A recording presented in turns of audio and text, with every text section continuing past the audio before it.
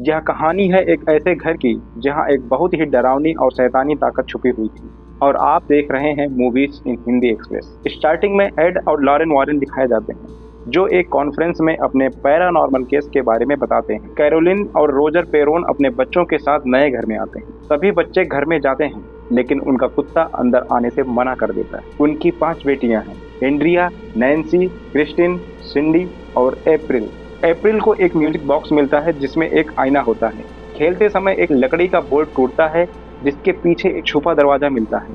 अंदर एक अंधेरा स्टोर रूम मिलता है जिसमें पुरानी चीजें और पियानो रखा होता है। कुत्ता लगातार भौंकता रहता है और अगले दिन कैरोलिन के शरीर पर अजीब निशान दिखते हैं। घड़ी 3:07 पर रुक जाती है और अप्रैल को कुत्ता मरा हुआ मिलता है। एड वॉरेन के म्यूजियम में एक रिपोर्टर उनका इंटरव्यू ले रहा होता है। एड बताते हैं कि म्यूजियम की हर चीज स्थापित है या किसी तांत्रिक शक्ति से जुड़ी हुई है। वह एनाबेल गुड़िया के बारे में बताते हैं जिसमें एक बुरी आत्मा होती है। घर में फिर से 3:07 पर अजीब घटनाएं होने लगती हैं। सोते समय किसी का पैर खींचा जाता है और घर में बदबू फैलती है। सिंडी नींद में चलती है और अलमारी से टकराती है। रोजर एक मरा हुआ कबूतर गिरते देखता है। अप्रैल किसी अदृश्य दोस्त इनविजिबल फ्रेंड से बात करती है। अलमारी अपने आप खुलती है और अंदर से ताली बजाने की आवाज आती है। क्रिस्टीन का पैर जोर से खींचा जाता है और वह डर जाती है। उसे एक डरावनी आत्मा दिखाई देती है जो उसे धमकाती है। कैरोलिन के शरीर पर और निशान दिखते हैं। फोटो फ्रेम अपने आप गिर जाते हैं।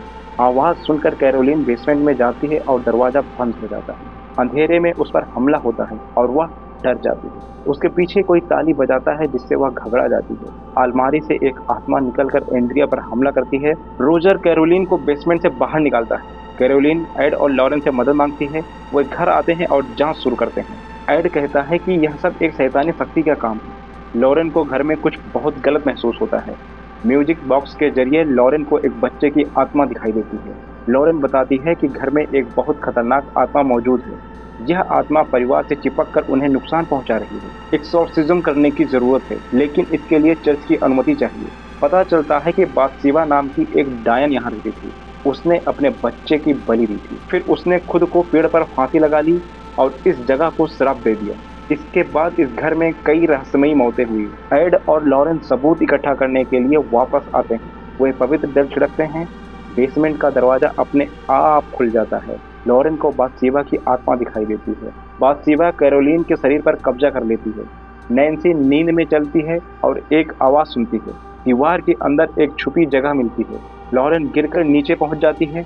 उसे एक रोती हुई आत्मा दिखाई देती है। बातसीबा लॉरेन पर हमला करती है।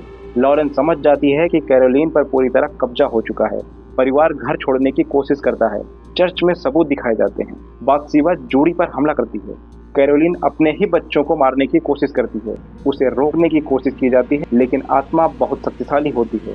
कैरोलिन को बेसमेंट में खींच लिया जाता है। एड एक्सोर्सिज्म शुरू करता है। बातसीबा विरोध करती है लेकिन एड हार नहीं मानता। कैरोलिन फिर हमला करती है।